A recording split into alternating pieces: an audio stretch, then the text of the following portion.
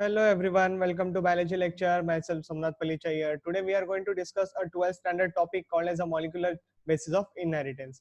तो चलो स्टार्ट करते हैं इस टॉपिक को लेकर. ठीक है, कैरेक्टरिस्टिक ऑफ जेनेटिक मटेरियल हमारा पहला टॉपिक रहेगा यहाँ पे, जहाँ पे हम लोग बात करेंगे जेनेटिक मटेरियल के कुछ खास प्रॉपर्टीज को लेके जो कि उसमें दिखनी चाहिए.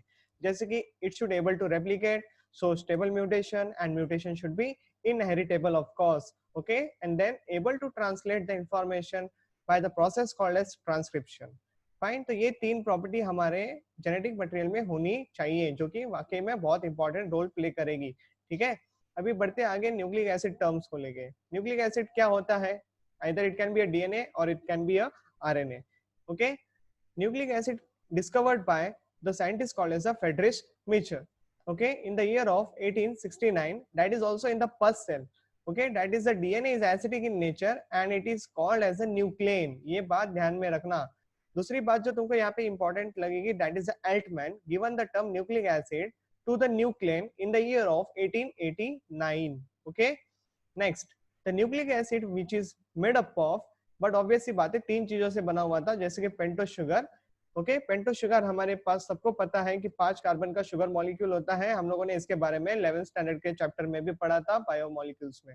ठीक है, तो पेंटोस शुगर हमको दो टाइप के होते हैं, बट ऑब्वियसली बात है जैसे आरएनए एंड डीएनए होते हैं तो उनके बेसिस पे ही ribose sugar and deoxyribose sugar के बेसिस पे हम लोग पढ़ेंगे. ठीक है, तो सबसे पहले बात करते हैं पेंटोस शुगर के बारे में. ठीक है, तो ये जो तुम्हारे सामने 5 कार्बन का स्ट्रक्चर दिख रहा होगा, आप लोग इसको ठीक से ध्यान देना, ये 5 कार्बन कैसे होते हैं. ठीक है, मैं फिर से इसका काउंटिंग करता हूँ.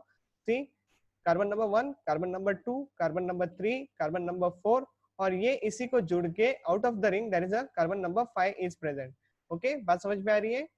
ओके, इसके अलावा आपको सेंटर में पेंटोस शुगर के आपको ऑक्सीजन ग्रुप देखने मिलेगा. There are 2 functional group present. अगर मैं राइबोस शुगर के बारे में बात कर रहा हूँ तो you should keep one thing in the mind, that is carbon number 2 and the carbon number 3. okay, यहाँ पे आपको दो फंक्शनल ग्रुप अटैच मिलेंगे, that is the OH group. okay, so how many functional group will be present? 2 functional group at the second and the third carbon of the pentose sugar. ठीक है, जो C5 group है वहां पे CH2OH का group लगा हुआ है, जिसको हम लोग प्राइमरी अल्कोहल भी कहते हैं या फिर 1 डिग्री अल्कोहल के नाम से भी पहचाना जाता है.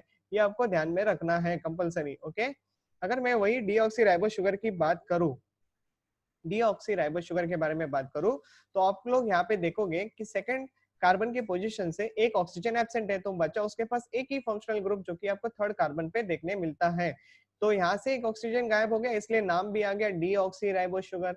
बात समझ में आ रही है? From the second carbon of the pentose sugar. तो क्या क्या चीजें याद रखनी है डीऑक्सी राइबोस शुगर में? जैसे कि वन फंक्शनल ग्रुप प्रेजेंट होता है, that is also on the third carbon of the pentose sugar. तो ये चीजें तुमको याद रखनी है. ठीक है, coming to the second part of the nucleic acid, that is a nitrogenous basis. Okay, जो कि होता है नाइट्रोजनस बेसिस को हम लोग लिखते हैं N2 के फॉर्मेशन में. कैसे लिखेंगे? N2 के फॉर्म में उसको रिप्रेजेंट करेंगे. फाइन, तो ये सारी बातें आप लोगों को यहाँ पे ध्यान में रखनी है.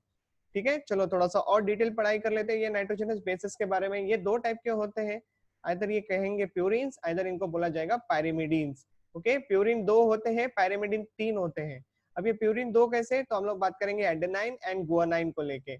ओके, और पायरिमिडीन्स हमारे पास तीन होते हैं, जैसे कि cytosine, thymine and uracil. Okay, तो ये सारी बातें तुम्हारे स्क्रीन पे आ चुकी है.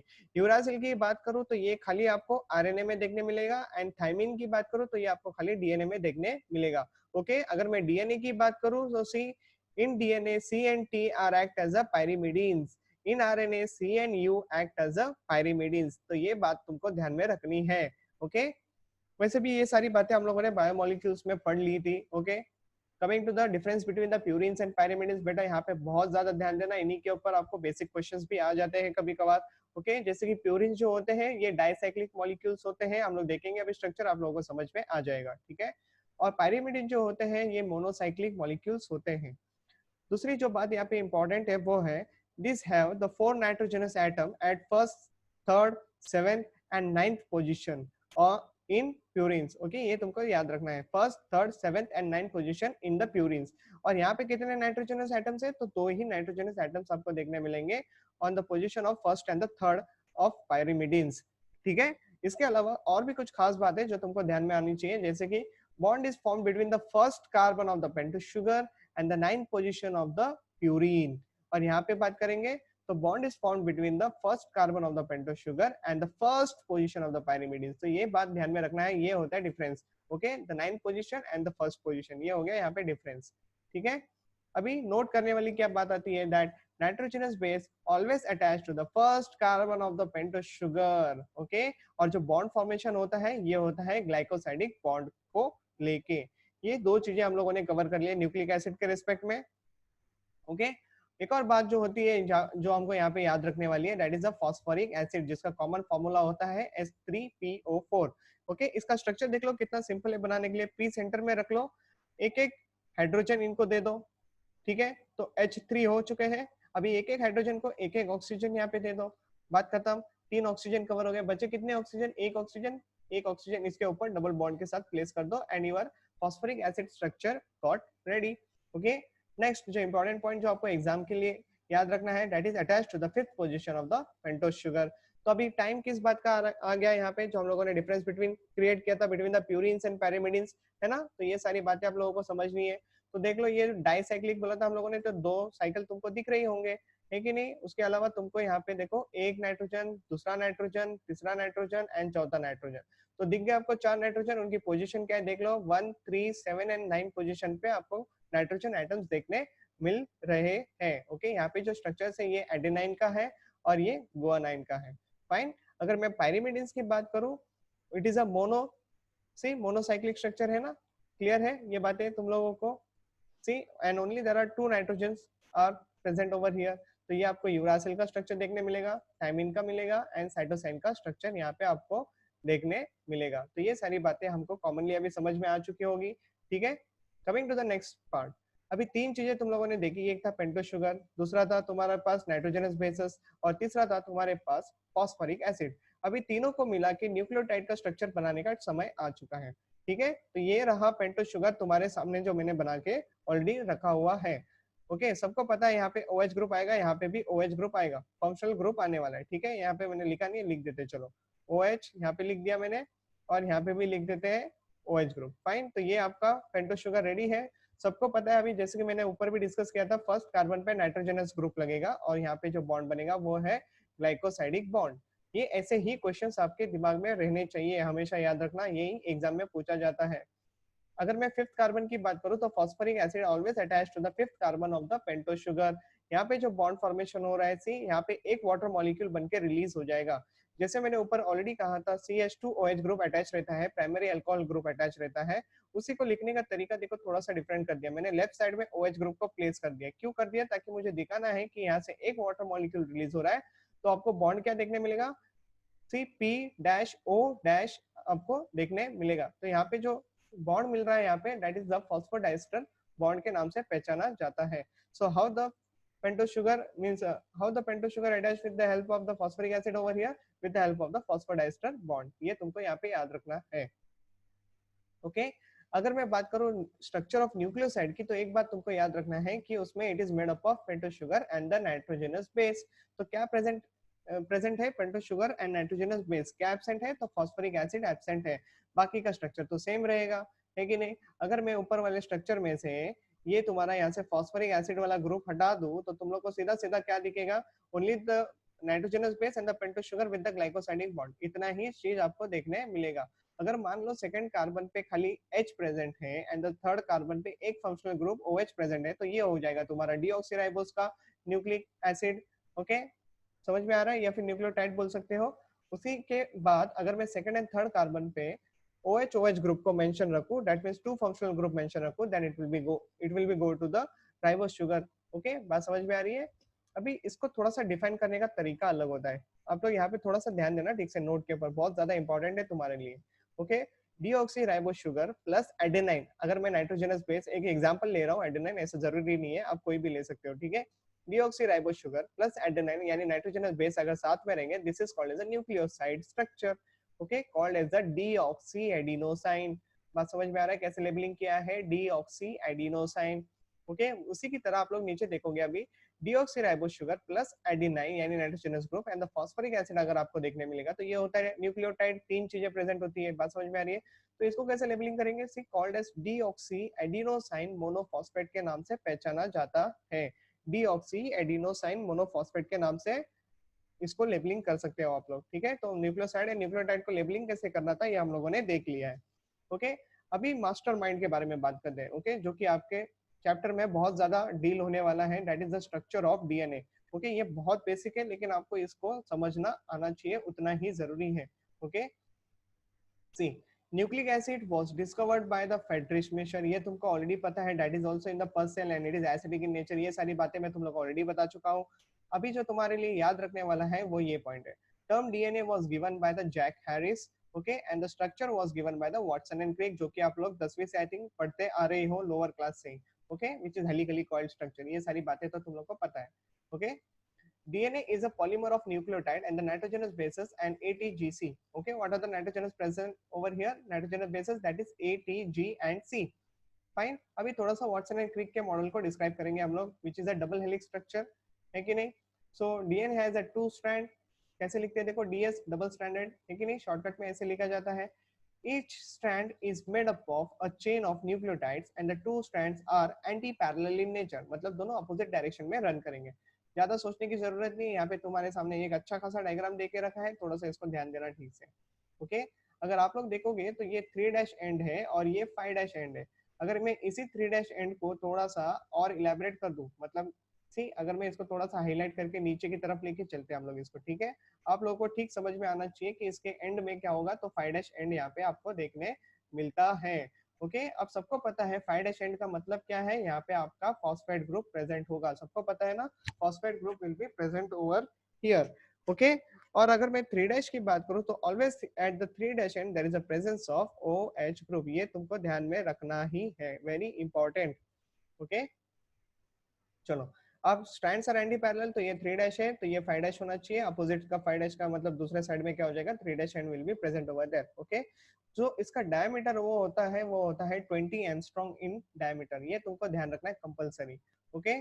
Sugar phosphate is consider as a backbone of the DNA, okay. क्या बैकबोन माना जाएगा, sugar phosphate group will be consider as a backbone of the DNA, ये बहुत खास बात है जहाँ पे ये आपको याद रखना है, okay.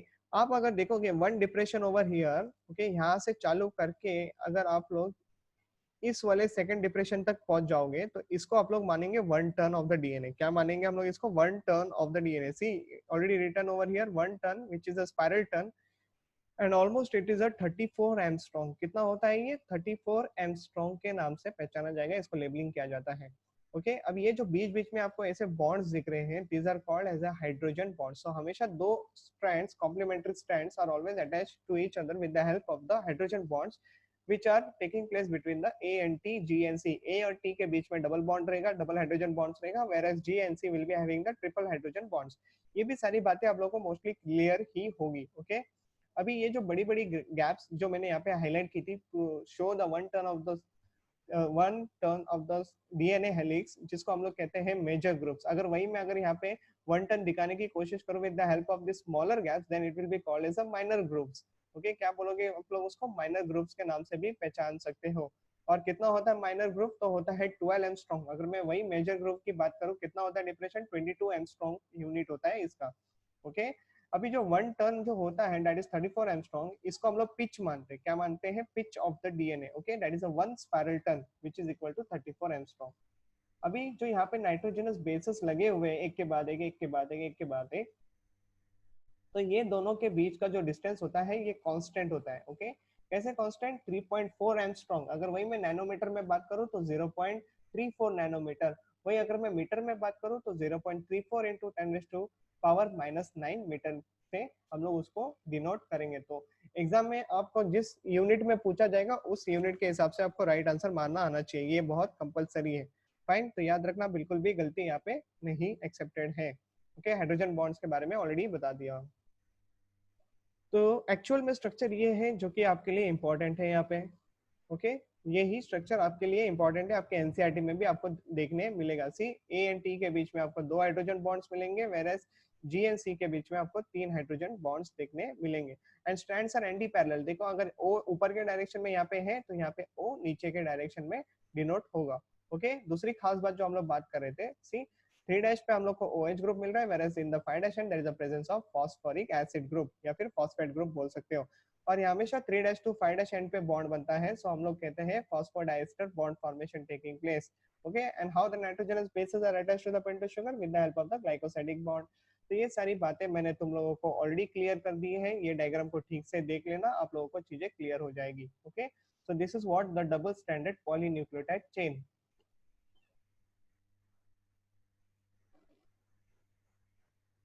Coming to the next part, purines always pairs with the pyrimidine. ये बात मैंने ऑलरेडी तुमको बता दी है, तो अभी खाली देखने की बात रह गई है। तो A always pair with the T with 2 hydrogen bond, G always pair with the C with 3 hydrogen bonds.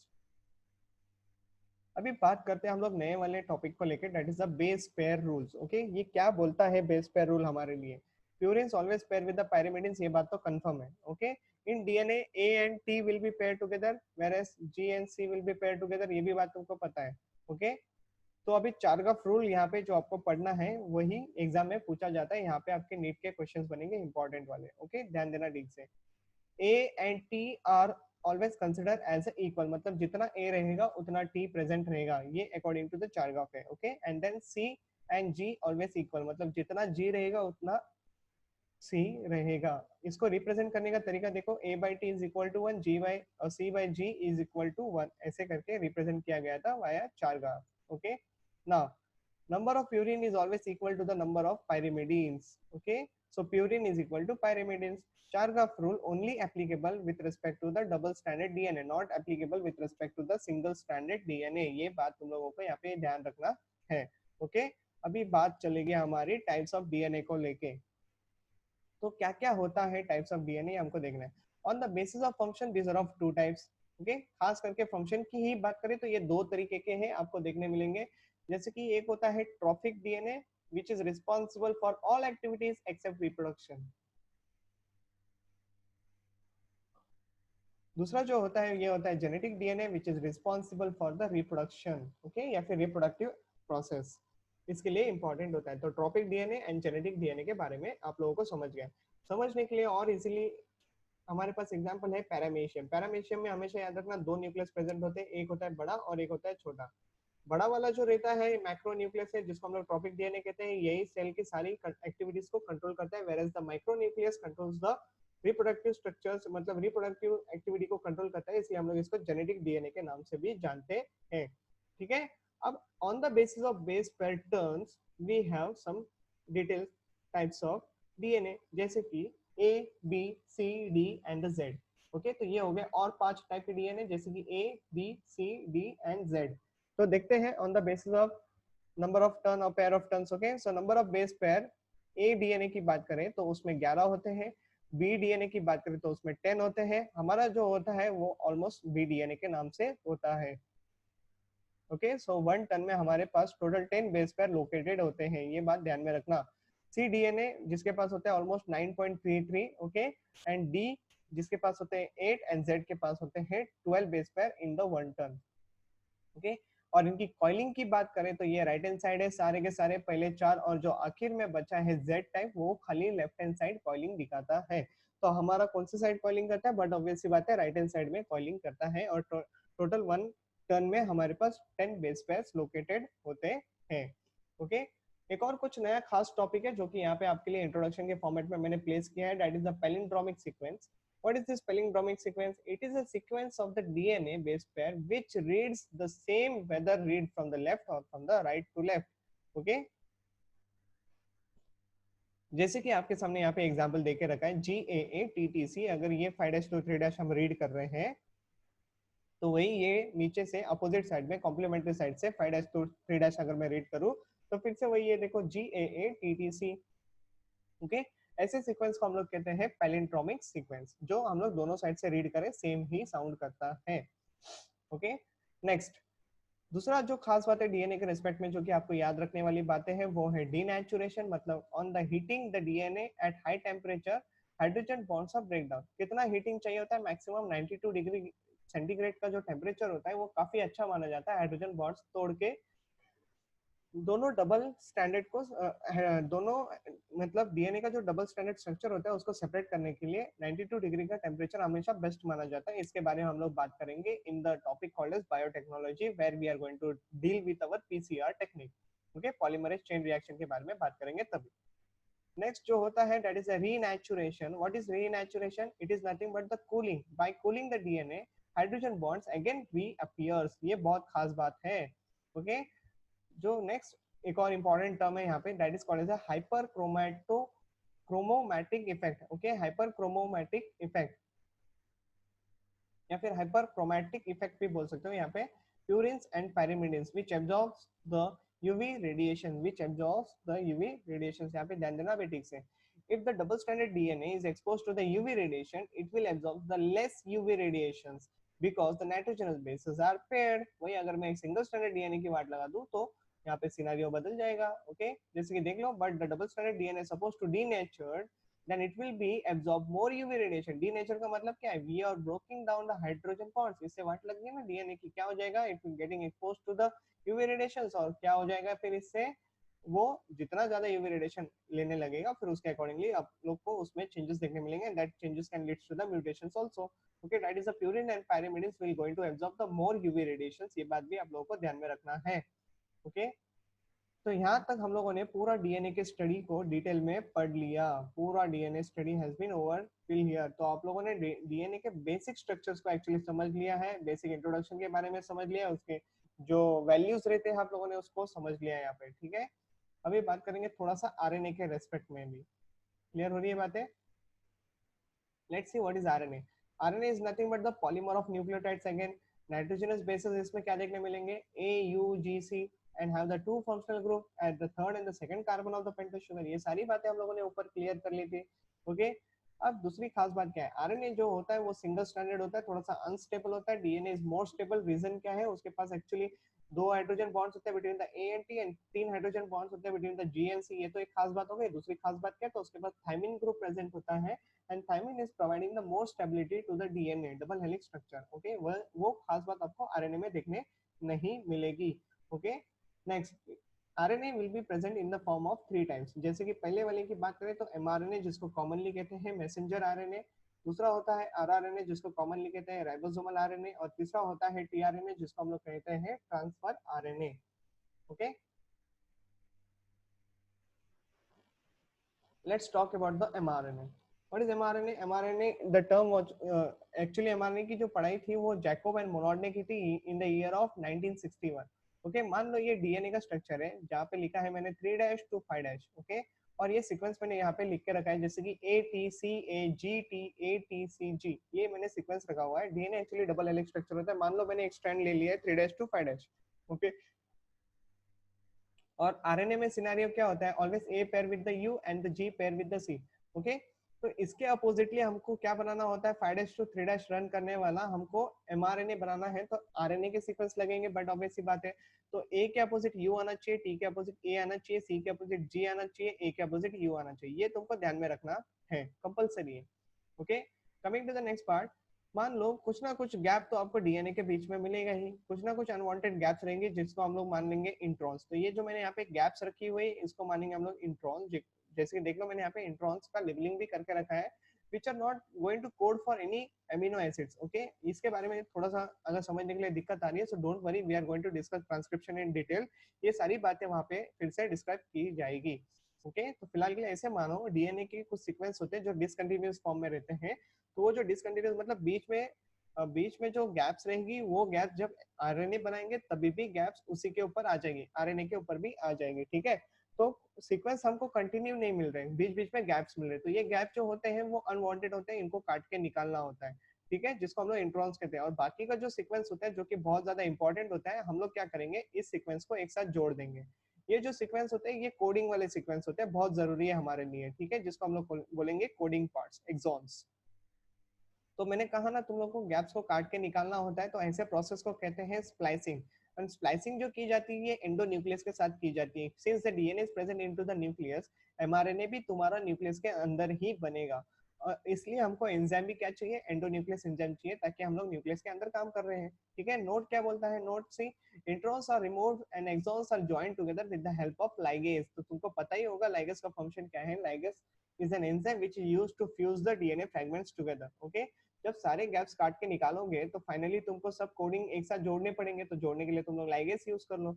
Ligase से सारे गैप्स आपस में जुड़ जाएंगे और ये जो सीक्वेंस तुम्हारे सामने दिख रहा है ये पूरा कंटिन्यू सीक्वेंस है।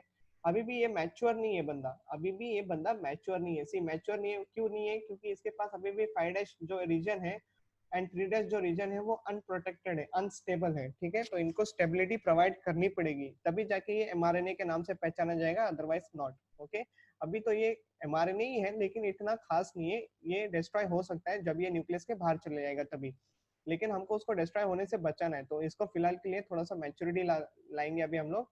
ठीक है, सो इनिशियल एमआरएनए को क्या कहते हैं, सी एचएनआरएनए के नाम से कहा जाता है, हेटेरोजेनस आरएनए। ठीक है, नेक्स्ट जो प्रोसीजर होगा, undergoes a capping at 5' region and undergoes a tailing process at 3' region. मतलब पांचवें गैप पे हम लोग, पांचवें साइड पे हम लोग लगाएंगे एक कैप।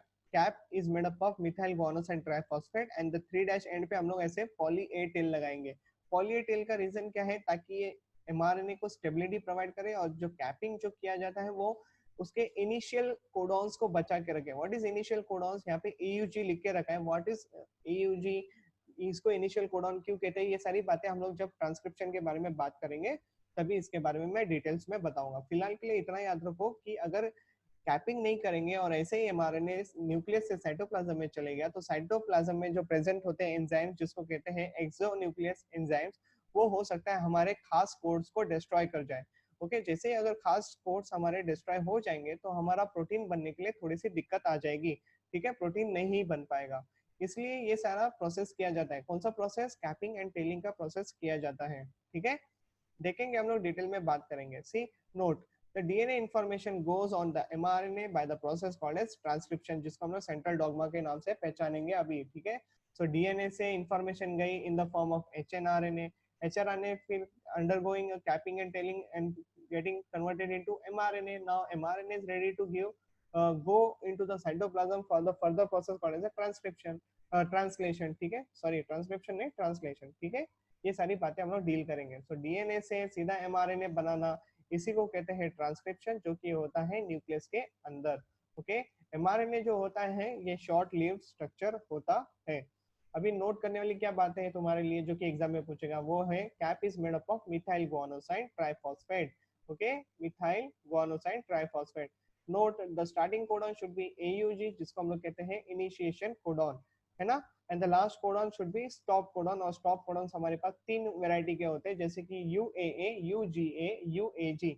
ये सारी बातें क्या होती है, व्हाट इज स्टॉप कोडॉन्स, ये सारी बातें हम लोग डील करेंगे जब जेनेटिक कोड्स का टॉपिक हम लोग मॉलिक्यूलर जेनेटिक्स में काफी डिटेल में पढ़ेंगे तभी। ओके, मतलब ये मान लो कि एक रेड रेड सिग्नल होता है और एयूजी होता है वो ग्रीन सिग्नल होता है। ग्रीन सिग्नल से काम चालू हो जाएगा, रेड सिग्नल पे आके बंद हो जाएगा। ठीक है, तो ऐसी सारी बातें होगी जिसको मैं डिटेल में आगे के टॉपिक्स में डिस्क्राइब करूंगा। ठीक है, in between the start and the stop codon जो भी सीक्वेंस प्रेजेंट होगा वो सारे एक्सॉन्स ही होते हैं इन शॉर्ट, लेकिन हम लोग उसको एक नाम से बोलेंगे जिसका स्ट्रक्चरल जीन्स कहते हैं, जिनको क्या कहते हैं, स्ट्रक्चरल जीन्स कहते हैं। ओके, ये सारी बातें वहां पे भी लागू हो ही जाती है। Coming to the structure of tRNA, देख लो स्ट्रक्चर ऑफ टीआरएनए कैसा है। It is a transfer amino acid. Okay, it is a transfer amino acid, मतलब tRNA also called as adapter RNA, and it is the smallest RNA, soluble in 1 molar NaCl solution. Okay, single standard structure है, लेकिन इसका structure देखो किस तरीके से present है। इसको कहा जाता है shape of clover leaf structure. Okay, यहाँ से 5' एंड चालू होके पूरा ऐसे घूम के जाएगा जाएगा जाएगा और पूरा फाइनली आपको 3' वाला ग्रुप देखने मिलेगा, जहाँ पे आपका अमीनो एसिड बाइंडिंग होने वाला है। तो 3' एंड को क्या बोलेंगे, amino acid binding site. Okay, enzyme क्या लगेगा, amino acid tRNA synthesis required for the binding of amino acid to the tRNA. मतलब 3' पे अगर अमीनो एसिड आके बाइंड हो रहा है तो हमको एंजाइम क्या चाहिए, amino acid tRNA synthesis enzyme चाहिए। बहुत ज्यादा इंपॉर्टेंट है, याद रखना। ठीक है, अभी इसके कुछ पार्ट्स होते हैं, जैसे कि सबसे नीचे की बात करें तो ये होता है anticodon loop. Okay, what is this anticodon loop, how it will work, we are going to describe in the transcription. Okay, translation वाले पार्ट में, not in the transcription, translation वाले पार्ट में। ठीक है, यहाँ पे थोड़ा सा एलिवेटेड स्ट्रक्चर जो बाहर आया हुआ लगता है, थम लाइक स्ट्रक्चर होता है, इसको बोलते हैं वेरिएबल आर्म। ये होता है टी सी लूप आर्म, और ये जो होता है लेफ्ट साइड में जिसको कहा जाता है डी लूप या फिर डी एच यू लूप के नाम से पहचाना जाता है। Sir what are this actually reasons, क्यों इनको ऐसे लेबलिंग किया हुआ है? टेंशन मत लो, अभी तुम्हारे सामने उसका फंक्शन भी दे रहा हूँ। ओके, सो नोट करने वाली क्या बात है, T C loop which is also called as the GTPCG, ये कोड ऑन आपको वहां पे देखने मिलता है। Okay, and P stand for psi, इसको कहते हैं सूडो यूराइडिन ग्रुप, इसको क्या कहते हैं, pseudo uridine group. And the T which is normally नहीं देखा जाता है आरएनएस में, लेकिन यहाँ पे होता है, तो इसको कहा जाता है राइबोथाइमिडाइन ग्रुप। क्या माना जाता है, राइबोथाइमिडाइन ग्रुप, जिसका फंक्शन होता है राइबोसोम रिकॉग्निशन साइट। क्या फंक्शन होता है इसका, राइबोसोम रिकॉग्निशन साइट, ये उसका फंक्शन होता है, मतलब राइबोसोम को पहचानना। ठीक है, और दूसरा जो हम लोगों ने आर्म को लेबल किया था दैट इज द DHU, या फिर इसको दूसरा लिखा जाता है DIHU, यानी डाइहाइड्रोयूरासिल आर्म। ओके, डाइहाइड्रोयूरासिल आर्म के नाम से पहचाना जाता है, और इसका जो खास फंक्शन होता है वो है helps in amino acid recognition site। Okay, amino acid recognition site, ये उसके दो फंक्शंस होते हैं, बहुत ज्यादा इंपॉर्टेंट है, इसके ऊपर क्वेश्चंस बनते हैं। ओके, नेक्स्ट आरआरएनए, हमारा तीसरे टाइप का जो आरएनए होता है वो है आरआरएनए, जहाँ पे आता है C RNA associated with the proteins and the largest RNA, इसको क्या बोला जाता है, largest RNA which is help in the protein synthesis. इसके बिना एक्चुअली तीनों आरएनए के बिना हमारा प्रोटीन बन नहीं सकता, एमआरएनए भी चाहिए, टीआरएनए भी चाहिए, आरआरएनए भी चाहिए।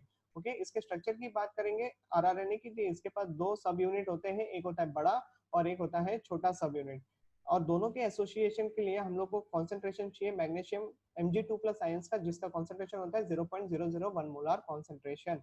ओके, वेरी वेरी इंपॉर्टेंट, मैंने तुम लोगों को इसके बारे में बायोमोलिक्यूल्स वाले चैप्टर में भी बात की थी। Okay, the ribosome has 3 sides, जिसको कहा जाता है पी साइड यानी पेप्टिडाइल ट्रांसफर और डोनर साइड, ए साइड यानी अमीनो एसाइल और acceptor side, okay, and the E side which is called as the exit side. Okay, ये कैसे दिखेंगे, तो ये स्ट्रक्चर रहा तुम्हारे सामने, तो ये है वो स्ट्रक्चर तुम्हारे सामने, ए साइड लार्जर सब यूनिट का, P side and the E side. Okay, दोनों के फ्यूजन के लिए आपको चाहिए Mg2+ 0.001 मोलर कॉन्सेंट्रेशन,